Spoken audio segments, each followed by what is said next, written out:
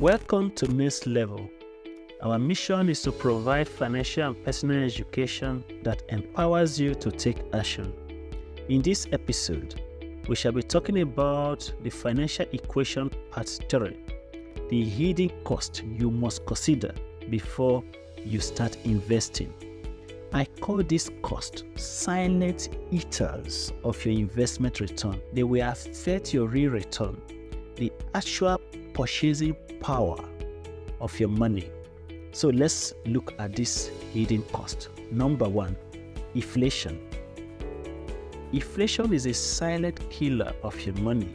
Simply put, it determines the purchasing power of your money, the real value of your return.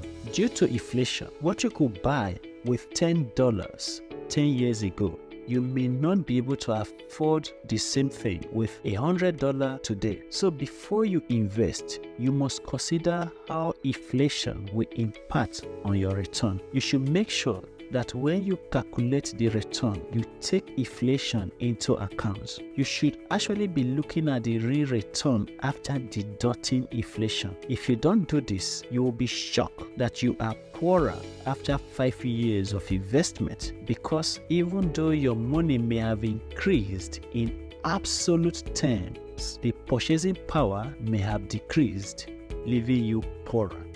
Inflation is therefore the number 1 hidden cost that you must be aware of when deciding where and how to invest.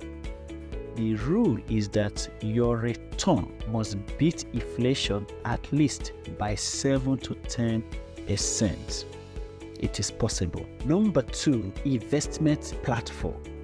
Different investment houses provide platforms for investors. They provide investors services by virtue of the platform they are providing. In return, they charge you a fee. Before deciding where to invest, it will do you good to compare the fees the different platforms charge vis-a-vis the services they provide. I recommend shopping around before deciding on the platform to use. Some platforms are low cost and others are quite expensive. These fees can secretly eat away your return over the long term. Number 3, your financial advisor. Why I would recommend working with a financial advisor? I would strongly recommend that you understand how they get paid. Many financial advisors work for commission, others work for a fee. Be sure to have a frank, honest, open conversation with your financial advisor in terms of how you will pay them and how much you will pay them. Our general recommendation is to avoid financial advisors who collect commission. They usually collect their commission whether your investment is growing or not. Yes, many of them collect their monthly commission from your investment whether it is growing or not. And often, some of them who are on commission, they are actually salesmen and women selling financial products and services. The more they sell, the more commission they collect. Such financial advisors may sell you products and services that are not in your best interest. Even if a financial advisor collects a monthly commission of 1% of the value of your investment over 20 years, that can have significant impact on your return. Our advice is to avoid commission-based financial advisors. We recommend independent financial advisors who charges a fee instead. The key word here is that the financial advisor should not be working for a major investment company. They should be independent to the extent that they can expose you to a variety of investment instruments. They should not be remunerated based on commission, but through fees they charge their client per consultation. As a guide, here are a few questions you should ask your financial advisor. Number 1, are you paid based on commission or you charge a fee? What percentage of the investment value do you take as a commission, or how much do you charge as a fee? Are you an independent financial advisor or are you affiliated to an investment company or a product or service? Is your commission affected by the financial product you sell to your clients? Based on the response to the questions above, you must decide whether you want to proceed or not with this financial advisor. Number 4, management cost. Some investment instruments are actively managed, others are not. For example, mutual funds are actively managed, whereas exchange-traded funds, ETFs, are not.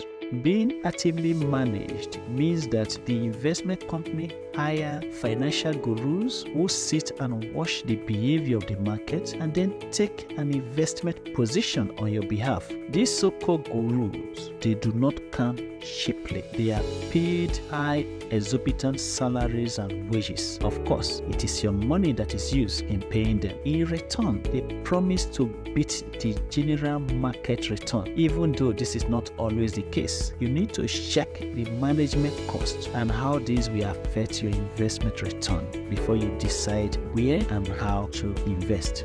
Taxation. If there is anything that we all carry as debt, the government must collect what is due to it. I strongly recommend that wherever you might be, you should be familiar with how taxation affects the return on different investment instruments.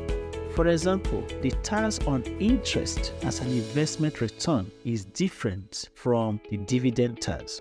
How capital gains are taxed is also different from how rental income or profits from businesses are also taxed.